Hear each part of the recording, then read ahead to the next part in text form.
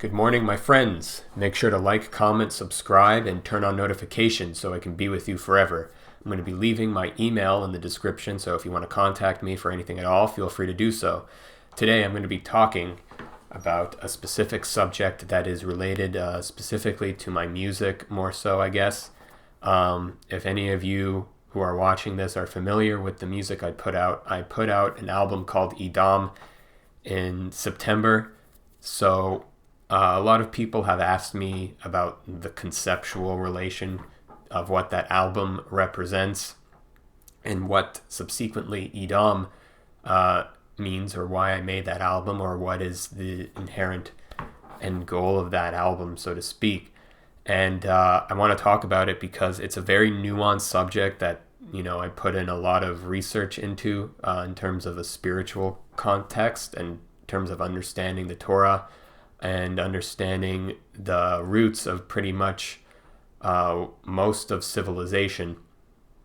And this is important to understand because it serves as the foundation for pretty much everything that has happened in history, pretty much everywhere around the world. And understanding Edom as a nation extends more than just a weird kingdom that existed in, antiquity and before, at the time of when the first 5 books of the Bible were written, and subsequently afterwards. I mean, the entire Bible has moments talking about Edom as basically being an inherent enemy of Israel, and they're always fighting each other, blah, blah, blah.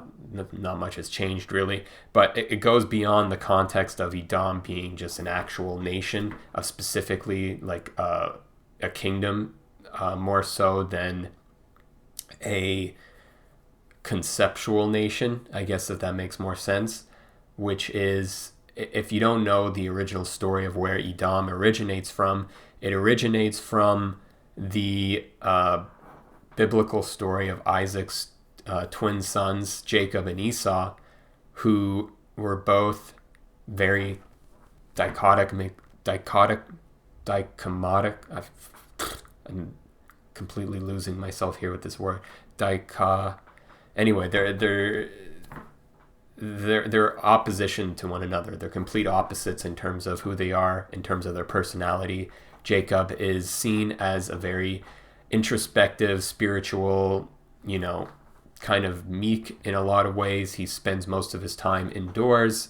He spends a lot of his time studying. He is, he's kind of the atypical, nerdy Jewish guy, because he serves as the patriarch to all the Jews, so to speak. So he is the ultimate Jew in all of history, and pretty much every Jew can attribute their paternal lineage directly to him. Ironically, this is just a side topic. The Jews like to attribute their paternal ancestor to Abraham, which is true, but then they sort of ignore the other aspects of Abraham's other descendants, like Ishmael, and he had several other sons through various other concubines, and they kind of just ignore the fact that those are also direct lineages of Abraham, and that is subsequently the, quote unquote, the Nation of Islam. But that's a completely different topic to what we're talking about, because we're talking about, Abraham's son Isaac, who he had with Sarah, and then then Isaac married Rebecca, and they had 2 sons, Jacob and Esau. And so back to the topic at hand. So you have Jacob, and then you have Esau. Esau is known as being red all over, right? So he's hairy, he's red. That's basically the 2 characteristics of him as a person, which is very important to recognize, because, when someone's described physically in that manner, you have to sort of keep that in mind as something that is relevant and symbolizes something that is beyond just, he has red hair.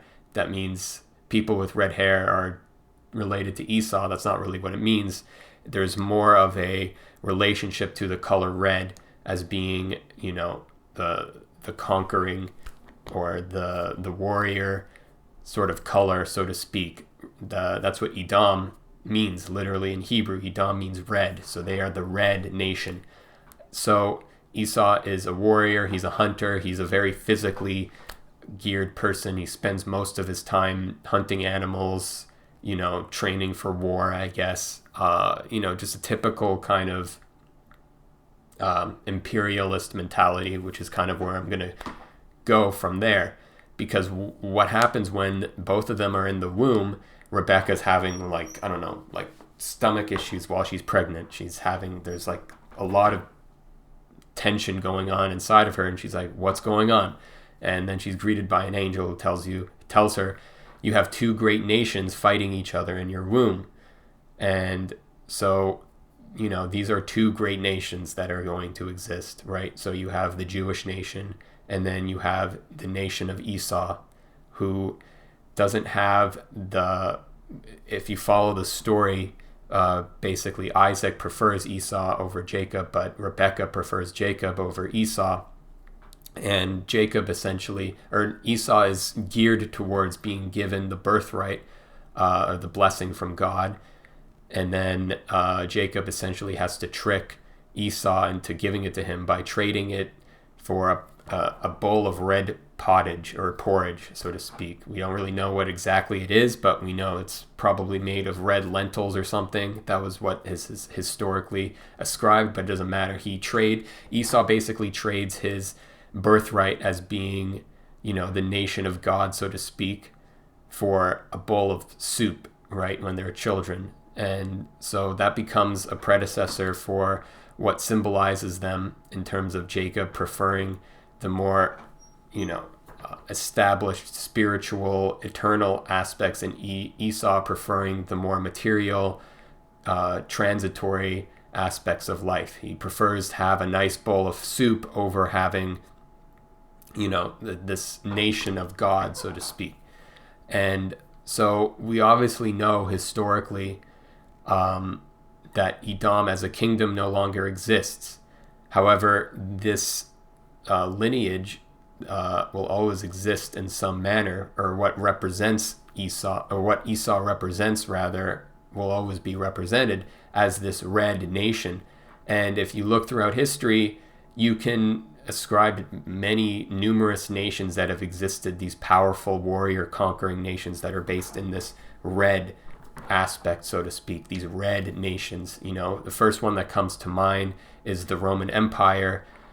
Then you have, other nations that spawn from that. You have the Spanish Empire, you have the Ottoman Empire, you have the Soviet Union, Russia, all these red nations that have spawned, but they always, they sort of established themselves as these powerful nations that are indestructible, and they just conquer everything around them. And then as time goes on, they eventually splinter off and become other nations. They always end up getting destroyed somehow through some other means. And that is basically what is said in the Bible, that Edom is kind of in a perpetual state of being the most powerful nation, and then subsequently being destroyed. So, like I said, there's a lot of context in understanding this, because, it's also not really geared towards being racist towards people who are spawned directly from this, because anyone can be a good person. There are numerous people who can be from Jacob's lineage, because don't forget, Jacob is not just the paternal father of the Jews, he's the paternal father of many nations. That's written in the Bible. It's not just the Jews. It's implied and said literally that he will be the paternal forefather of many other nations, not just the Jews. And so this ascribes also to the same thing as Esau. But we can also say that not everyone who's going to be through Jacob is going to be necessarily a good person, and not everyone through Esau is going to be a bad person. That's just kind of very superficial, so to speak. There's going to be good and bad people everywhere. So that's not really the point, but rather the representation of this lineage that constantly becomes embedded in history and in society, so to speak, where we see these two nations, these two concepts of the meeker, more spiritually exalted being over, or being raided and subjugated by the more powerful red nation, the red conquering imperialist nation.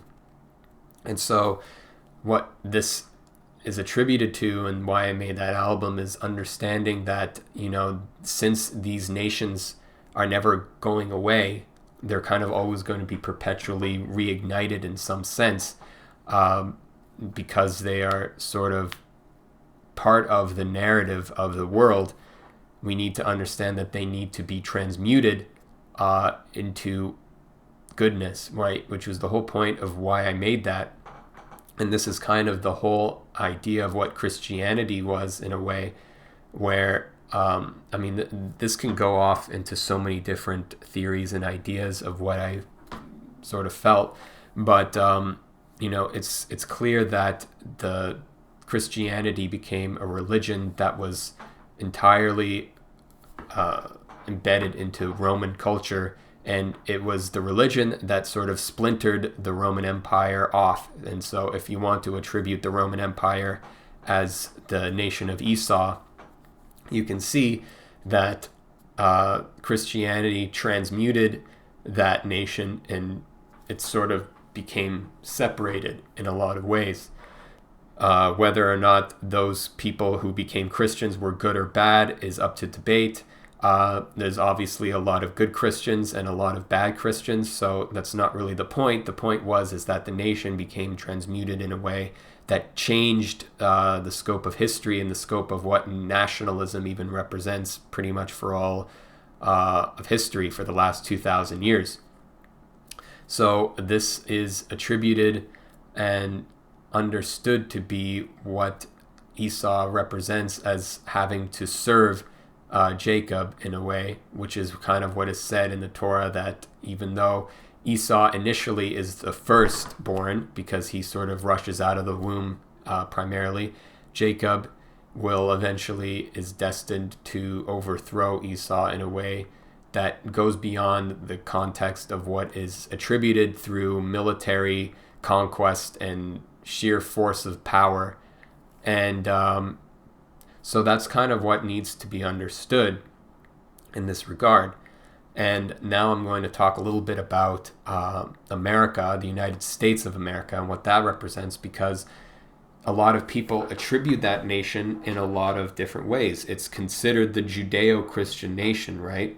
So that means it's a fusion of Judaism and Christianity as an entire nation, and you can develop that further as being a fusion of Jacob and Esau. That's what America is. It's a very divided, dualistic nation. You have red and blue as these two constant forces battling each other out, and it doesn't necessarily mean that red is good or blue is good necessarily. They're both part of the nation and part of what they represent.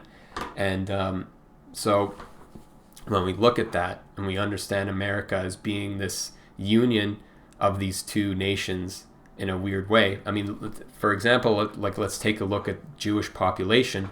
The two countries where they have the highest number of Jews in pretty much in equal proportions is the United States and Israel. Both of them have around 6 to 9 million Jewish members, and then the rest of the Jews are kind of scattered about in other countries, but they're not nearly as pronounced in population as they are in these two specific countries, which is why when you look at people like Varg Vikernes, for example, who have a strong distaste and hatred towards America because it's a Jewish nation, he is technically correct in a way. But it goes further than that, because you have this dualistic nation that is constantly trying to identify itself as being an inherent unified nation, but it's constantly in a state of dualism. It's constantly fighting between Esau and Jacob. And understanding that in a more metaphysical sense kind of makes America a much more interesting country than what you might look at it from a superficial standpoint of just being this consumerist nation, because it has ascribed a lot of spiritual ideals and societal ideals that have been replicated in many other countries, are trying to ascribe to this free nation, this nation that describes human rights and human sanctity and justice, but at the same time it has this other side, this Esau conquest imperialist side that wants to conquer and take over the world. And it's this dichotomy between itself that's like, it represents the greatest aspects of humanity in terms of being humanistic and charity and helping people, but it's also at the same time this very imperialistic conquest driven nation that wants to subjugate every other country at the same time. So there's no longer this strict dividing line between Israel and Edom anymore. It's become a much more nuanced and intermingled aspect. And this can be attributed also to Israel during the time of Christ, because during that time, Idumea, which is the progenitors of Edom, right? So when you have Edom written in the Bible, when Israel was captured by the Babylonians and everything was, every Jew was pretty much scattered abroad after that point, and then they returned, Edom became Idumea, and then this is not written in the Bible, but the Hasmonean dynasty at one point, through one of the high priests, John Hyrcanus, I forget when this happened, it was probably around a little bit after Alexander the Great conquered everything, but it was around that time when Idumea was conquered by Israel, and they forcefully converted all the Idumeans to Judaism. So that was when Israel became this mixed nation. And at that time, the Roman Empire, this is around when like 70 to 40 BC, that kind of era, when the Roman Empire, led by Pompey, conquered Israel and turned it into a Roman province, and then established a client king named Herod, who was an Idumean, and he basically ruled Israel at that time, and refurnished the Holy Temple at that time and turned it into Herod's Temple, as it is commonly known, the Second Temple, which is the temple that Jesus subsequently didn't like because of how corrupt it was. And so learning this context in history puts that time period in a lot more context. This sort of mixed nation that was trying to reestablish its identity, but was subsequently mixed in a lot of different perverse ideas. And you have Jesus coming along trying to set the record straight, and then eventually him getting killed for whatever reason. And it's important to know that the high priesthood at this time was insanely corrupt. This is just a little bit of historical background, but when the high priesthood was being established by Herod, there was this this is just an example of what kind of corruption was going on. So there was this 17-year-old kid who was being basically groomed to become the next high priest, and everyone loved him. He was a great kid. Everyone, he was established as a great high priest, and Herod got jealous and so executed him, and then got one of his friends in Syria to become high priest instead. And that was basically the dynasty that led throughout the Herodian kingdom of the high priesthood. And there are plenty of other examples of high priests getting killed because they were established as false prophets, which was a huge problem at the time, because anyone who made predictions was considered a false prophet. And it's funny, if you read Josephus's book, Antiquity of the Jews, or the Jewish War, he often makes references to these false prophets and says, and then the false prophet in Judea did this and this. But then it's like, he's a funny writer, because he'll say something that'll say like, this was a false prophet, but then he'll say the prophecy that he predicted and then the prophecy coming true. But he's a false prophet because otherwise he would be considered a heretic for believing in that. So he has to say that he's a false prophet, but he still tells the truth irregardless. So that's kind of, I don't know, I find that kind of humorous in a lot of ways, because it's like, well, obviously he's not a false prophet if what he's predicting came true. So anyway, at the end of the day, a lot of the high priests at that time, at the turn of the millennium, was insanely corrupt. So the fact that when you read the New Testament and you see Caiaphas and all these other priests and basically the Jews that were established as the higher echelons of society as being insanely corrupt and evil. You need to understand why they were like that and what the context of that world was, and also what Jesus was trying to do, which was essentially bring together Judaism back to its real roots. He didn't really care much about the Gentiles. He cared more about bringing the Jews back into the rightful path, so to speak. And he was actually very influenced by Hillel, and Hillel was also another rabbi from before him who they shared a lot of similar ideas. They weren't exactly the same necessarily, but they shared a lot of the same concepts. And there were plenty of other people at that time who were espousing similar views, but Jesus, did his own thing, obviously.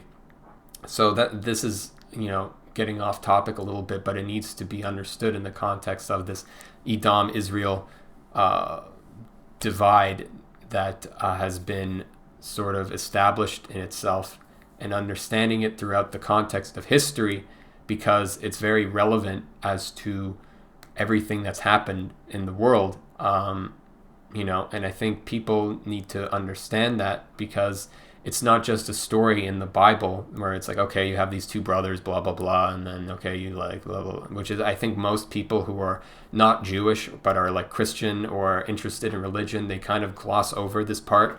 They gloss over the genealogy aspects of things because it's very dry. First off, the writing is not very inviting and evocative compared to, let's say, the Psalms or even Paul's letters, which are very emotionally charged.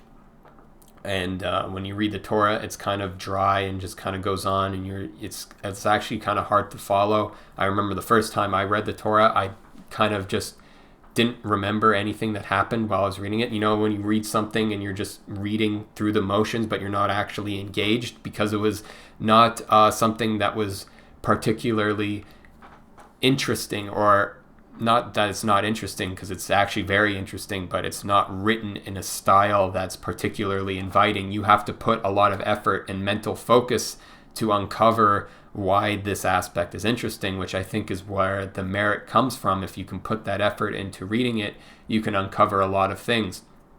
And the main thing is that everything starts from the family. It starts from one man and one woman having a child, or multiple children, and then those children having more children, and that's how nations started back in the day. That was the root, and that's what's important about establishing a family. It's not just like having kids and being a family because of societal pressure, or because that's the thing to do, or even for more honorable reasons because you love having kids and you want to have a beautiful life, blah, blah, blah. There's a lot more to it than that. It's how you build a nation. A nation is built off of families and making more families throughout the generation. It's a generational creation. And this is kind of off topic, but if you're just having kids and not raising them as a family, those kids are going to also have kids, and they're going to, repeat this cycle. And that's why you have nations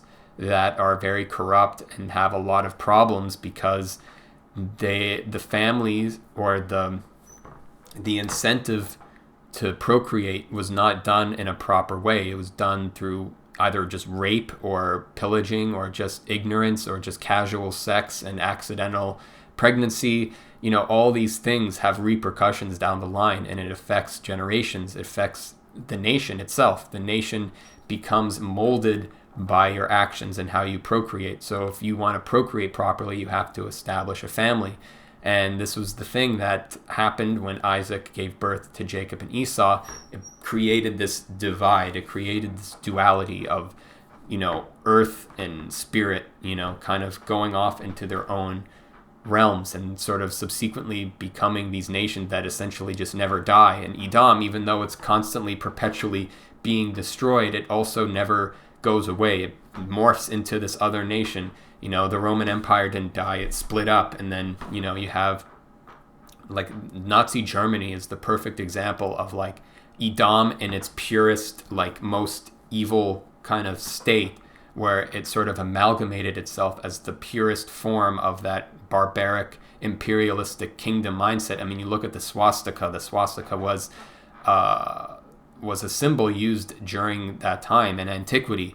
And, I went to Crete in Greece to visit, relics or whatever. And I go into these museums and you see these artifacts and, these are from like 2000 BC. And you see Stars of David, you see swastikas, you see these symbols utilized during that time period. And so, it's no surprise then that these are all intermingled and interrelated. And it's no surprise that the Nazis hated the Jews specifically because that's what Esau did. He hated Jacob and he always wanted to destroy Jacob. And that's where you see a lot of these red imperialist nations always end up becoming obsessed with eliminating the Jews from its population. And that kind of is the constant narrative that's propagated, even in Christian times. They're worshiping a Jew. They follow Jewish law, Jewish scripture. Every single character in the Bible and the New Testament included is a Jew, but they'll still subjugate other Jews because they're still plagued by this like Esau dynamic. And like I said, it's not to say that every single person is necessarily connected in the same way, because then that's just racist. But at the same time, you have to acknowledge it as a reality that, these nations don't just go away and they need to be dealt with and transmuted and transformed, which I think was what Jesus did. And there's a lot of reasons why, which I'll get into in another time, because I have a lot of theories as to Jesus and his birth and who he was, essentially. And so I'm going to leave it at that. Thanks for tuning in. Make sure to like, comment, subscribe, and I'll see you next time. Peace.